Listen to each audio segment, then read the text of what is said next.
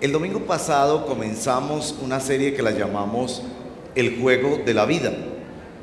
Y estamos aprovechando todo ese lenguaje metafórico del deporte para hablar de nuestra fe y de nuestro ser seguidores de Jesús en la vida diaria y en el juego diario de la vida, que realmente no es un juego. Debemos tomarlo tan en serio como esos deportistas toman su propia participación. Esta idea hoy es ponerse la camiseta. Esa expresión, ponerse la camiseta. Identificarse con ese equipo. Ya escucharon al pastor Javier esta mañana. Ganamos ayer. Amén. ¿Ganamos ayer? Yo no jugué. ¿Usted jugó? Los que ganaron fueron esos 11 muchachos y su técnico. Pero usted dirá, no, sí ganamos porque ellos nos estaban representando a nosotros. Entonces, efectivamente, nuestro país, representado por ellos, ganó. Piensen en eso por un momento sobre la fe cristiana.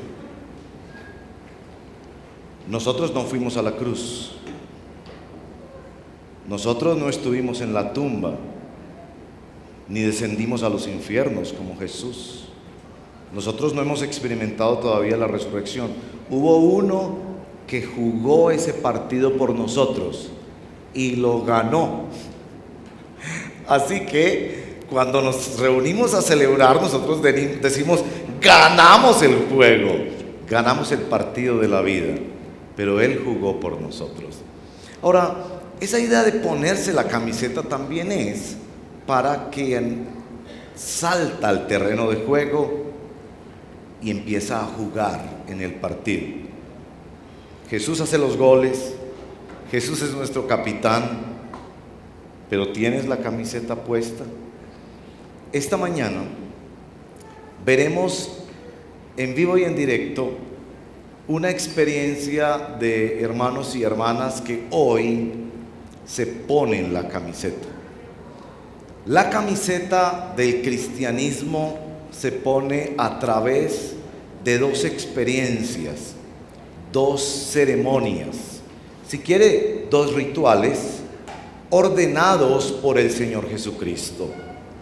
El primero lo veremos hoy, el segundo quiero mencionarlo porque hace parte de este ponerse la camiseta. En el bautismo nos ponemos la camiseta. Venimos al frente en una manera pública porque Jesús murió públicamente por mí. Y no me avergüenzo de presentarme en público y decirle a la humanidad, me caso con Cristo, le pertenezco a Él. Él es la persona más importante de mi vida. Mi vida está bañada por Él totalmente y estoy comprometido con Él todos los días de mi vida y por la eternidad. Le pertenezco a Él y Él me pertenece a mí.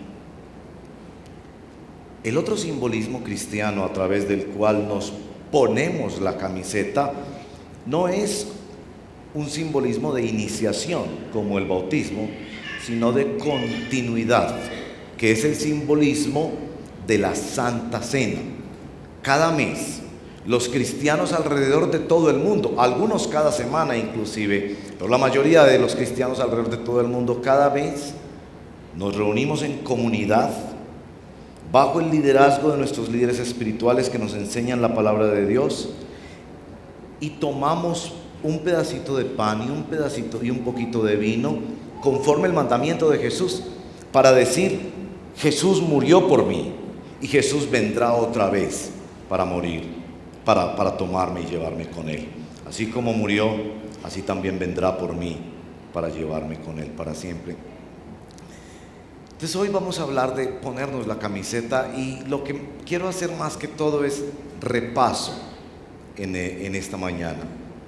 Repaso. Primero quiero mostrarles el verso que ordena Jesús que nos bauticemos. Mateo capítulo 28, verso 18 al 20. Mateo 28, verso 18 al 20. Y creo que vamos a tener los versos aquí, pero quisiera animarles a todos y a cada uno de ustedes a que cultiven el buen hábito de venir a la casa de Dios y a la compañía de los hermanos y traer su Biblia. Sé que algunos la traen en sus dispositivos móviles. Todavía yo quizás soy un poco como de los viejitos, entonces quiero sentir el librito en la mano, ¿verdad? Pero asegúrese de tener su copia de la palabra del Señor y traerla y llevarla y abrirla y vivir con ella todos los días. Aquí está esta orden de nuestro Señor Jesucristo. Jesús, después de resucitado, se acercó a ellos y les dijo: se me ha dado toda ¿qué? Autoridad. ¿Dónde? En el cielo y en la tierra. Por tanto, aquí está comisionando a sus discípulos: vayan y hagan ¿qué?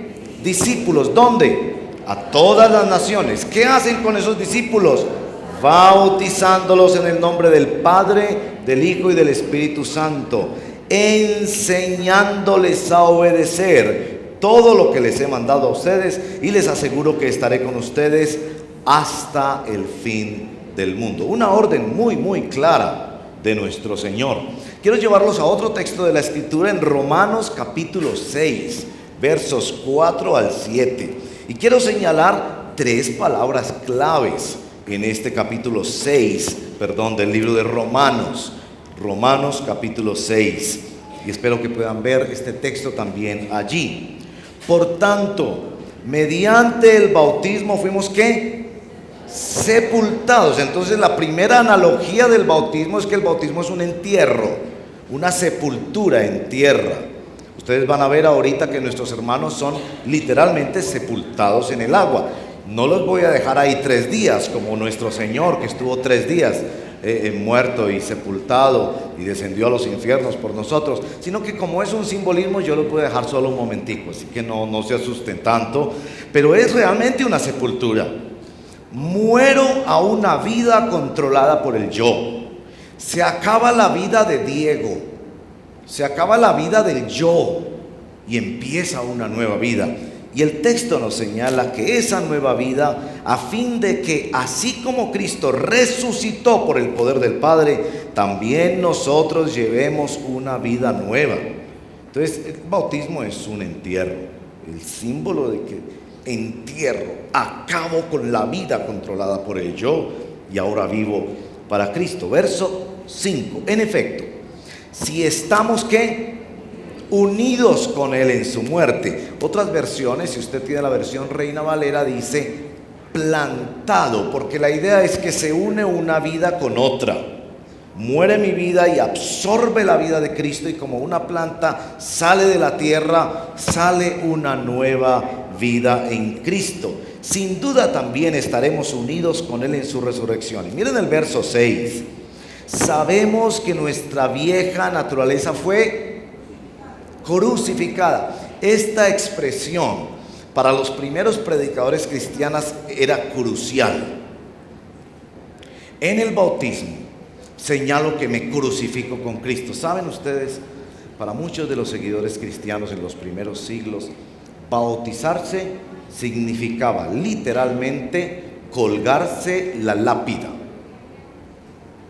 Una cosa es que les gustaran las ideas del cristianismo, una cosa es que creyeran algunas cosas del cristianismo, pero cuando aquellos hermanos se bautizaban, estaban ya firmando el acta, muchas veces, de su propia muerte.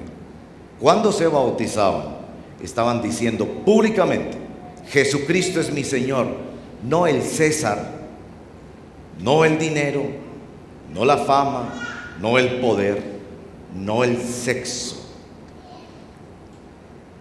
Mi Señor es Jesús de Nazaret.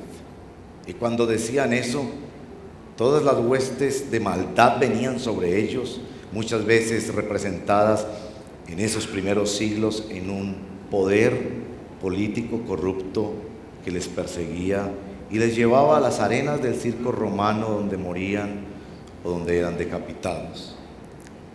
Crucificado con Cristo, estoy dispuesto a morir por Él. Eso es lo que decían los primeros seguidores con Él. Y con Él, para que nuestro cuerpo pecaminoso perdiera su poder, nos dice Romanos capítulo 6, verso 6. En la cruz, en el bautismo se representa también que sobre mi vida hay un nuevo poder. Poder para vencer el pecado, el resentimiento, de la egolatría y el egocentrismo, de cualquier cosa que quiera dominar mi vida. Ahora hay un poder nuevo, que es el poder de Jesús resucitado, que me permite vivir una vida diferente. Bien, cuando yo era niño, yo era hincha, si ustedes pueden decir así, esa frase hincha, no de los que pues tapizaba mi cuarto de afiches y eso. Nunca fui tan hincha o tan fanático del fútbol, pero yo era hincha de otro equipo. En algún momento de mi vida, y eso es una historia larga que algunos después querrán saber por qué, yo me cambié de equipo de fútbol.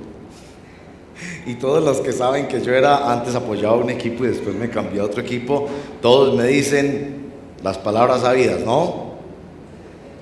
Torcido, voltearepas. Y yo a veces pregunto, ¿de dónde viene esa idea de que si tienes un equipo y ese lo apoyas, eres hincha de ese equipo, no te puedes cambiar a otro? ¿De dónde viene esa idea? ¿O de dónde viene la idea de que tú no puedes apoyar dos equipos? ¿De dónde viene esa idea? ¿Saben de dónde viene esa idea? De que el corazón humano solo lo puede ocupar una cosa. Y estoy seguro que si yo le digo, no, es que yo soy hincha de los 4 equipos profesionales de la ciudad, usted me va a decir, no, entonces no es hincha de ninguno. En el bautismo, usted se está poniendo una sola camiseta. Está participando en un solo equipo. Ahora, eso debe verse en formas muy concretas y muy prácticas. Y el Señor ha puesto en los últimos días en mi corazón que les cuente lo siguiente. En los primeros siglos del cristianismo, si una persona decía que era cristiana, las personas a su alrededor le decían, entonces díganme, ¿qué creen los cristianos? Porque en esa época era mucho más cierto que en esta época, lamentablemente. Dime qué crees y te diré quién eres. Dime qué crees y te diré quién eres. Así que usted decía, ¿es cristiano? Entonces la persona le decía, bueno, y dígame qué creen los cristianos. Y había 3, y todavía los hay, a través de la historia del cristianismo, 3 sencillas declaraciones de lo que es la verdadera fe de un cristiano. Que si vamos a hablar en serio sobre la fe y ser seguidores del Señor, los seguidores del Señor deben saberse eso de memoria. Y no solo deben saberse eso de memoria, sino que eso debe ocupar sus mentes y sus corazones. Y yo hoy quisiera solo repasar con ustedes esos 3 documentos que a través de 20 siglos han sido la confesión de fe, las escrituras, las declaraciones centrales de un cristiano. No sé si usted conoce esas 3 declaraciones. La primera es una oración que quizás usted la ha recitado de una manera religiosa. Está en el capítulo 6 del libro de Mateo y nosotros acostumbramos llamarla el Padre Nuestro. Y no crea eso porque es una mentira cuando dicen por ahí que los cristianos no recitamos el Padre Nuestro. Por favor, el Padre Nuestro es la estructura esencial de la oración cristiana. Porque si hay algo que muestra que somos nacidos de nuevo en el reino de Dios, es que le hablamos a Papá Dios y tenemos una relación con Él. Y no hablamos a la loca, sino que hablamos basado en la oración que nos enseñó nuestro Señor Jesucristo. Padre nuestro, le decimos, que estás sobre todas las cosas en los cielos. El Padre Nuestro se divide en 2 partes. Las primeras 3 peticiones son 3 peticiones que no son peticiones nuestras, sino peticiones de Dios. Primero el cristiano adopta las peticiones de Dios. ¿Cuál es la primera petición del Padre Nuestro? Que su nombre sea santificado, que cada cosa de nuestra vida muestre la santidad y la belleza de Dios. Santificado sea tu nombre. La segunda,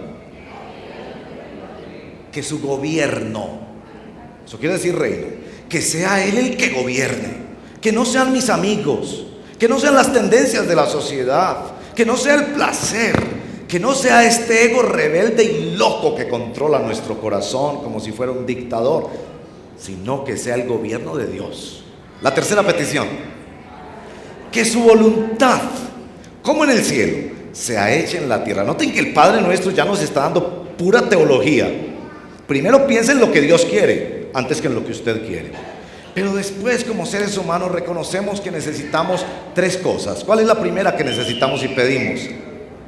El pan y la mesita donde ponemos el pan y el techito para poder comer el pan en paz.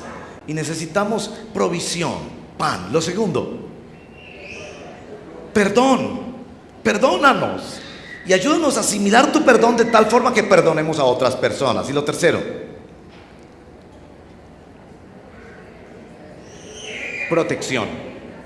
No nos dejes caer en tentación. Y protección especialmente contra nosotros mismos. Nuestro peor enemigo somos nosotros. Protégeme, Señor. Tú sabes que soy débil. Protégeme. Bueno, entonces los cristianos a lo largo de la historia y los primeros siglos del cristianismo, como en muchos casos la gente se bautizaba en masa, el predicador le decía: ¿usted se quiere bautizar? Recíteme el Padre Nuestro. ¿Cómo le ora usted a Dios? Ese es el primer documento. Cristianos, seguidores de Cristo, no me digas románticamente que tú conoces a Dios. Si conoces a Dios, esa palabra de Dios haya un eco tan profundo en tu corazón, que antes de aprenderte las canciones de moda o los nombres de los jugadores de Colombia o el día que viene el partido de esta semana, te vas a aprender estas tres cosas. Primero, el Padre Nuestro. Segundo, el segundo documento de la fe cristiana es muy importante porque nos ayuda a identificar y a no autoengañarnos con nuestra realidad.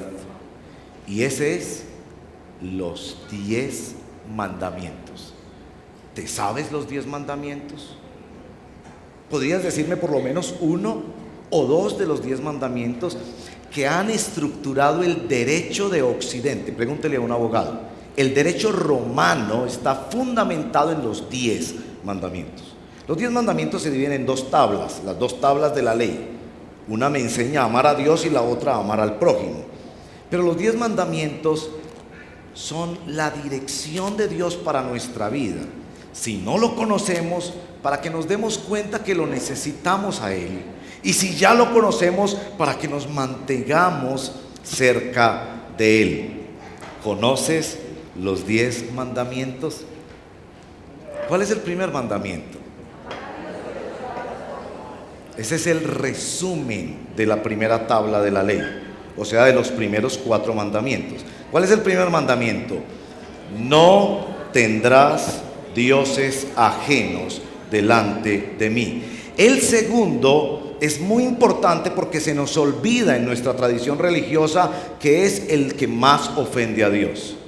No te harás ninguna imagen ni semejanza de lo que está arriba en el cielo, ni abajo en la tierra, ni debajo de la tierra. No te inclinarás ni las honrarás. Tercer mandamiento: no tomarás el nombre del Señor tu Dios en vano. Cuarto mandamiento: acuérdate de guardar el reposo del Señor que está en Cristo y el día consagrado que nos enseña que toda la semana es del Señor. Esos 4 primeros mandamientos están en Éxodo capítulo 20 y allí mismo están otros 6 mandamientos que nos hablan de nuestra relación con los demás. Creyentes en el Señor Jesucristo, no me digas que tú crees en Cristo y que lo amas, que Él es el Señor de tu vida, si las cosas esenciales de la fe no ocupan un lugar central en tu mente, en tu corazón y en tu práctica diaria. Y allí vienen los 6 mandamientos de nuestra práctica en cómo amamos al prójimo. ¿Cuál es el primero? Honra a tu padre y a tu madre. Ahí no dicen si son perfectos o no, el Señor sabía que no eran perfectos. Hijos, si han de tener bendición en su vida, honre a su papá y a su mamá. Ese viene a ser el 5.º mandamiento. ¿Cuál es el 6.º mandamiento? No matar, mandamiento para la vida. El 7.º, no cometerás adulterio. El 8.º, no robarás. El 9.º, no hablarás falso testimonio, no calumniarás. Y el último, no codiciarás ni la casa, ni la mujer, ni el buey, ni el asno, ni el trabajo de tu prójimo. Esos mandamientos nos orientan para que no nos autoengañemos y vengamos a Cristo para salvación, y para que no nos autoengañemos y vivamos pegados de Cristo para nuestra santificación. Creyente en el Señor Jesucristo, los primeros discípulos y seguidores del Señor, cuando caminaban muchas veces hacia el circo romano para ser asesinados vilmente, confesaban su fe. Así es que le oramos a Papá Dios, y así es que creemos que Él ha orientado nuestra vida. Bueno, el tercer documento no está en la Biblia, fue escrito en el siglo II como un resumen de la doctrina cristiana. Me refiero al credo apostólico. Y algunos de ustedes piensan que el credo apostólico es de la Iglesia Católica. No, el credo apostólico, algunos creen que fue escrito por los apóstoles, seguramente fue más por discípulos de los apóstoles. Tiene 12 frases y fue escrito antes de que con Constantino se organizara lo que conocemos hoy como la Iglesia Católica, que la respetamos porque creemos en la libertad religiosa. Pero el credo apostólico no le pertenece a esa iglesia, le pertenece a los seguidores de Jesús desde el siglo II. El credo apostólico, ¿te sabes el credo apostólico de memoria? Déjenme ser sincero con ustedes. Yo hoy quiero hacerte sentir profundamente responsable de saber expresar y estructurar tu fe en el Señor Jesucristo. No me digas que amas a Jesucristo, que Él es tu Señor y tu Salvador, si tu mente no está ocupada en la palabra del Señor, y especialmente en estos documentos que a través de la historia nos han resumido la fe, como el credo apostólico. Yo creo en Dios, que Él es Padre, Hijo y Espíritu Santo. Empiezo diciéndole que es Padre todopoderoso, creador del cielo y de la tierra. Y yo creo también en Jesucristo, el unigénito Hijo de Dios. Más adelante voy a decir, yo creo en el Espíritu Santo. Y en el credo dice, y en la Iglesia católica o universal, porque ahí la palabra católica no quiere decir católica romana, sino católica universal. Creyentes en el Señor Jesucristo, quiero desafiarlos a que conozcan estos documentos que expresan y orientan nuestra fe. Porque si somos seguidores de Jesús, vamos a ponernos la camiseta, ¿sí o no? Vamos a ponernos la camiseta. Recitemos juntos el credo en esta mañana. Lo pueden ver ahí para ayudar a aquellos que todavía no lo han memorizado o quienes nos confundimos con algunas de sus frases. Digamos, creo en Dios Padre Todopoderoso, Creador del cielo y de la tierra.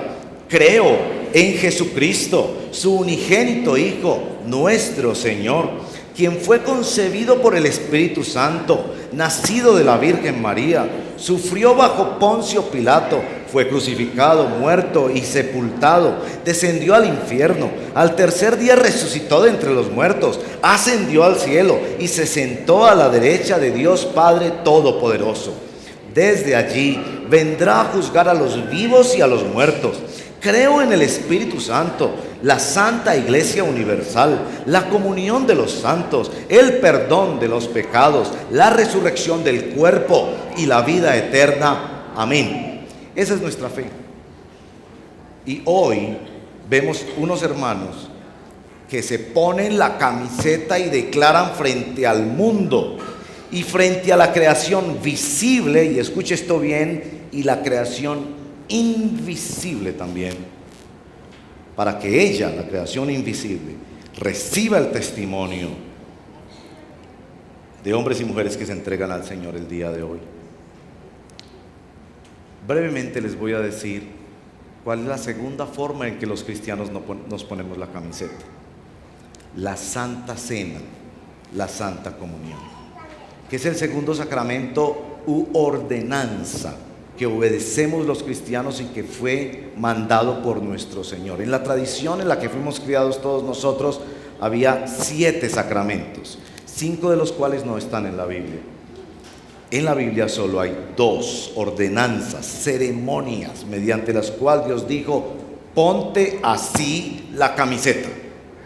Y esta segunda, la Santa Cena, está registrada en la palabra del Señor en Primera de Corintios capítulo 11. Y dice así San Pablo, cuando ya esto se practicaba activamente dentro de la iglesia: yo recibí del Señor lo mismo que les transmití a ustedes, que el Señor Jesús, la noche en que fue traicionado, tomó pan y después de dar gracias lo partió y dijo: este pan es mi cuerpo, que por ustedes entrego, hagan esto en memoria de mí. De la misma manera, después de cenar, tomó la copa y dijo: esta copa es el nuevo pacto en mi sangre, hagan esto cada vez que beban de ella en memoria de mí, porque cada vez que comen este pan y beben esta copa, proclaman la muerte del Señor hasta que Él venga. Los cristianos anhelamos participar en la Santa Comunión. Muchas veces es un tiempo de reconsagración, de volver a arrepentirnos, de volver a creer, de volver a confesar nuestros pecados y entregarnos a Cristo como nuestro único y suficiente Señor y Salvador. Pero este elemento de la Santa Cena, tanto como el bautismo, es un gran testimonio ante la humanidad y, como les he dicho, ante la creación visible e invisible. ¿Qué vamos a hacer esta mañana en el bautismo? Las personas que se van a bautizar van a hacer un drama. El bautismo es un drama, una dramatización de lo que pasó en sus vidas y ha pasado en sus vidas, cuando por la gracia de Dios entendieron el Evangelio, que solo podían tener comunión con Dios mediante la obra perfecta de Jesucristo. Y vino el Señor y no solo les trajo convicción, sino que les trajo el perdón de Dios mediante Cristo y una nueva vida. En ese drama de una sepultura y una resurrección, van a mostrarnos lo que pasó dentro de ellos. También nos van a explicar el Evangelio. Ellos nos van a explicar el Evangelio en ese drama. Y también van a dar un testimonio para todos y cada uno de los que estamos aquí. Si ya tú te has bautizado, hoy el Señor, mediante ese testimonio, te hace recordar tu bautismo. ¿Vives conforme a ese bautismo? Si no, arrepiéntete y ven a Cristo para tu perdón y tu restauración. Algunos van a ver este testimonio y van a decir: yo no me he bautizado. ¿Por qué no? ¿Por qué no? Una vez un hombre se convirtió, y en los primeros siglos las personas se bautizaban inmediatamente, se convertían. Y Felipe le dijo a este funcionario etíope: aquí hay agua, ¿qué impide que seas bautizado? Si Cristo murió públicamente por ti, ¿por qué no le obedeces en ese paso? Y quiero decirles finalmente, es asunto de obediencia. Cuando me reunía esta semana con los que se van a bautizar, les decía: yo recuerdo cuando yo me bauticé, estaba muy nervioso. Uno se siente raro. Adicionalmente, pues túnicas blancas, que lo meten a uno en agua y lo sacan. Si usted está visitándonos, va a decir: esto está como muy raro. Y yo le voy a decir: tiene toda la razón. ¿Sabe por qué? Porque ya desde el mismo bautismo se nos establece que es que a veces obedecer al Señor va en contra inclusive de nuestra razón. No espere que caminando con Cristo usted va a entender siempre, Cuando una persona le ha hecho daño a usted y el Señor te dice, yo sé que te hizo daño, pero perdónalo. Y usted va y perdona a esa persona o le pide perdón a esa persona, y usted casi lo hace en contra de su propia voluntad, porque el discípulo le ha entregado su vida al Señor. Es que por favor, ¿qué significa eso? Entregarle la vida al Señor.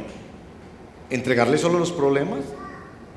Dios, tú vas a ser mi bombero. Cuando te necesite y haya algún incendio, yo te llamo, y si no, no te metas conmigo. No. Cristianismo es entregar toda la vida. Y tan cierto como ustedes van a ser totalmente mojados, y yo me voy a asegurar de eso, totalmente bañados por Cristo, bañados para una nueva vida, bañados para un nuevo comienzo. Yo recuerdo que aquel día yo estaba tan asustado que les he contado, si me hubieran dicho, ay, aplacemos los bautismos, yo hubiera descansado. Ay, siquiera lo aplazaron, porque tenía miedo, era raro, y sentía la presión espiritual, aún del diablo, que no quiere que tú des pasos de fe y de obediencia. Él no quiere que tú des pasos de fe y de obediencia, y tú sientes esa lucha. Pero les aseguro, tan pronto el discípulo da pasos de amor y de obediencia a Jesucristo, empieza a ver como en el bautismo de nuestro Señor, que se abren los cielos y el Espíritu Santo desciende con poder sobre nosotros. Bueno, los cristianos nos ponemos la camiseta. Él jugó y ganó y venció por nosotros. Pero Él nos invita a que nos pongamos la camiseta y salgamos a la cancha. ¿Te vas a poner tú la camiseta? ¿Vas a vivir como alguien quien se pone la camiseta? ¿O vas a estar vitoreando a la selección Colombia, pero con la camiseta de Grecia puesta?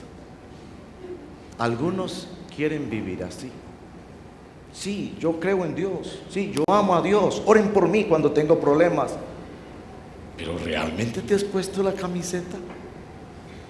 Dos formas en las que los cristianos nos ponemos la camiseta: bautismo y la Santa Cena. Hoy veremos nuestros bautismos. Vamos a orar. Señor, gracias por la oportunidad que nos das de vivir la fe. Yo pido, Espíritu Santo, que ahora mismo traigas convicción a cualquiera de las personas que escuchan. Tráele convicción profunda, aun si el mismo día de hoy quieren dar ese paso de obediencia al Señor. Nada se los va a impedir. Tus brazos están abiertos para aquellos que confiesan tu nombre, porque tu palabra dice: el que me confesare delante de los hombres, yo le confesaré delante de mi Padre que está en los cielos.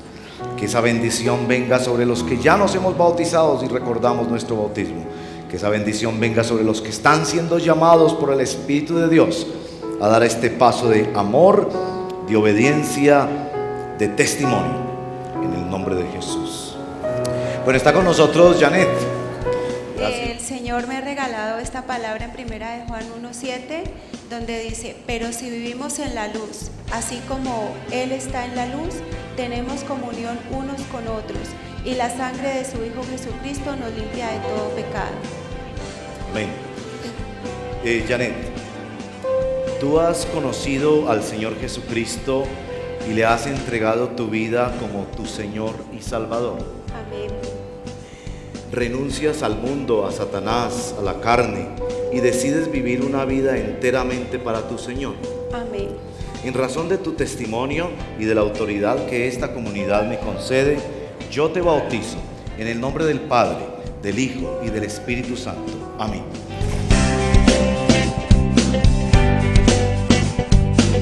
Y Ruby, tú nos quieres compartir un verso de la palabra del Señor. El Señor me dio 2 de Corintios 5:17. Por lo tanto, si alguno está en Cristo, es una nueva creación. Lo viejo ha pasado y ha llegado ya lo nuevo. Todo esto por medio de Dios. Que me siento muy feliz de dar este paso y creo que en este momento estoy reafirmando más mi fe en Dios y la amistad con Él. Tú has creído en el Señor Jesucristo como tu único y suficiente Señor y Salvador para siempre. Ajá, sí. Renuncias al mundo, a Satanás y a la carne y decides vivir una vida enteramente para el Señor. Sí. En razón de tu testimonio, por la autoridad de las Sagradas Escrituras que esta iglesia reconoce, yo te bautizo en el nombre del Padre, del Hijo y del Espíritu Santo. Romanos 1:20. Porque desde la creación del mundo, las cualidades invisibles de Dios, es decir, su eterno poder y su naturaleza divina, se perciben claramente a través de lo que Él creó, de modo que nadie tiene excusa. ¿Reconoces tú al Señor Jesucristo como tu único y suficiente Señor y Salvador para siempre? Sí. ¿Renuncias al mundo, a Satanás, a la carne y decides vivir una vida enteramente para Él? Sí. En razón de tu testimonio, de la autoridad de las Sagradas Escrituras que esta comunidad reconoce, yo te bautizo en el nombre del Padre, del Hijo y del Espíritu Santo. Amén.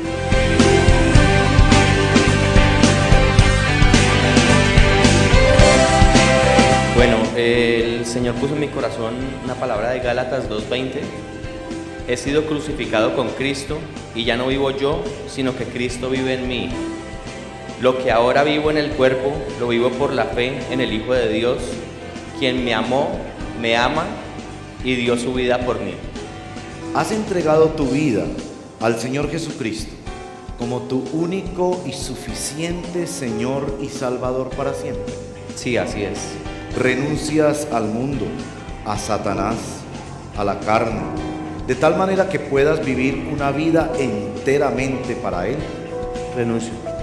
En el nombre de Jesús, recibiendo este testimonio, por la autoridad que la palabra del Señor me concede y que esta comunidad reconoce, yo te bautizo en el nombre del Padre, del Hijo y del Espíritu Santo.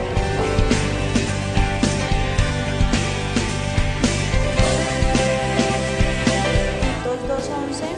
Porque la gracia de Dios se ha manifestado para la salvación a todos los hombres, enseñándonos a renunciar a la impiedad y a los deseos mundanos.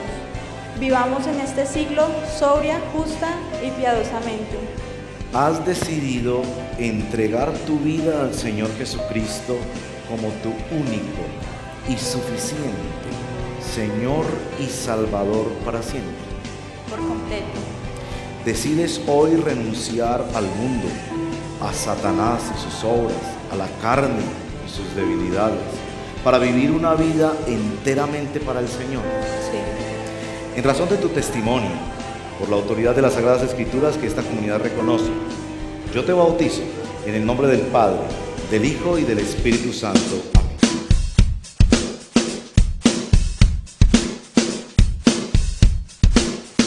Esta palabra en mi corazón. Filipenses del 1:9 al 10. Que el amor de ustedes abunde cada vez más en conocimiento y buen juicio, para que disciernan lo que es mejor y sean puros. Renuncias al mundo, a Satanás, a la carne, para vivir una vida enteramente para nuestro Señor Jesucristo.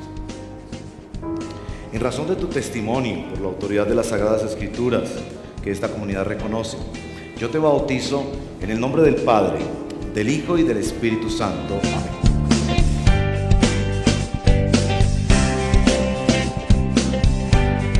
Dios ha puesto esta mañana una palabra, es Timoteo 3, del 16 al 17. Toda la escritura es inspirada por Dios y útil para enseñar, para aprender, para corregir y para instruir en la justicia, a fin de que el siervo de Dios esté enteramente capacitado para toda buena obra. En razón de tu testimonio primero, en razón de la autoridad que las Sagradas Escrituras nos entregan a los pastores y que esta comunidad sanamente reconoce, yo te bautizo en el nombre del Padre, del Hijo y del Espíritu Santo. Amén.